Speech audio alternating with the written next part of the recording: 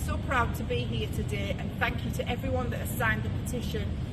We have 16,460 signatures, and the title of the petition is "Who's going to look after our children when we are no longer around?" I have got a letter that I've written to the Prime Minister, but what I just wanted to highlight, that everything is always so hard when you have a child on the autism spectrum or an adult. There's a long waiting list for diagnosis, there's a long waiting list to try and you have to fight, and you're struggling to get the right education for your child, also for care and support. It's just a long journey the whole way through, and you have to fight to speak up for our loved ones. So the letter says, "Dear Prime Minister, I write to you on behalf of Anna Kennedy Online, an organisation committed to advocating for autistic individuals and their families. Our deep concern revolves around the prospects of autistic adults requiring additional support to lead fulfilling, inclusive lives and contribute meaningfully to society. The data underscores a stark reality. Only 1 in 4 councils possess the capacity to support disabled individuals and their carers in planning for future care. Additionally, a mere 1 in 3 local authorities is aware of the number of disabled adults currently receiving care from family and friends at home. As far as the autistic community is concerned, this places immense strain on adults and their typically older parents, prompting us to advocate for improved planning and immediate funding for future care needs. Members of the autism community are expressing their concerns, and their voices must be heard. The result of our petition, which we present to you, provide clear evidence of this. One parent who signed the petition stated, "Unless you're financially prepared and legally savvy, it's a postcode lottery. No one seems to want to take responsibility." Another single mother shares the profound anxiety she faces, stating, "I try not to think about it too much, but it's something I will have to face and it scares me to death." These testimonials underscore the urgent need for change. The Autism Alliance has recently signed and supports our petition, and I point to their campaign, Breaking Point Report, based on an audit by economists Cordis Bright and surveys of autistic adults and their families. It reveals the cost of closing the gap in social care provision for autistic adults is a fraction of what is spent each year through the adult social care budget. The authors include that the cost for this are likely to be between 70 million and 140 million, plus the cost of specialist workforce recruitment and retention. Some of what came out of the actual survey was that 77% of autistic adults reach crisis point while waiting for care, leading to family breakdown and for some confinement in mental health hospitals where they face restraint, medication and trauma. Just recently read today that there's 2,000 autistic adults in mental health units and hospitals.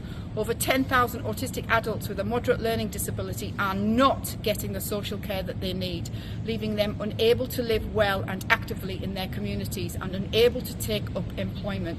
44% of autistic adults wait more than 2 years for any action to be taken to provide care, and almost half of 48% say that even when care is provided, it does not meet their needs.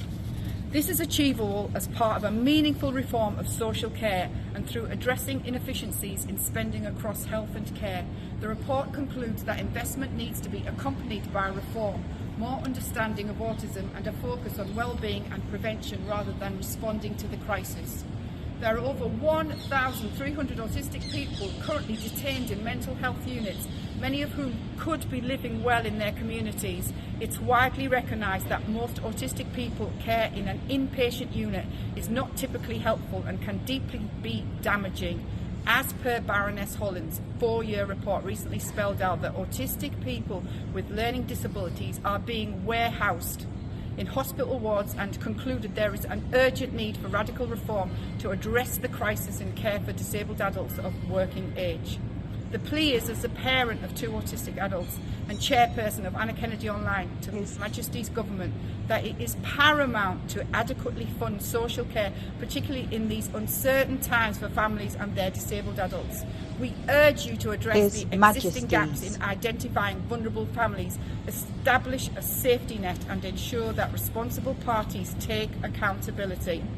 In addition to immediate care concerns, we wish to draw your attention to the long-term challenges faced by individuals on the autism spectrum. Autism is a lifelong condition that can significantly impact the life of both the individual and their families. Community support and social integration are vital, including addressing the considerable issue of work activity. The preparation of a dignified working career for individuals with autism is crucial for their future. It is imperative that suitable activities are chosen, and we advocate for increased research to evaluate the long-term effects of intervention programs. Furthermore, recent research indicates that individuals on the autism spectrum have a higher rate of health problems throughout life, potentially leading to early mortality. Addressing this requires a focus on staying socially engaged, fostering self-sufficiency and ensuring good access to healthcare throughout their lives.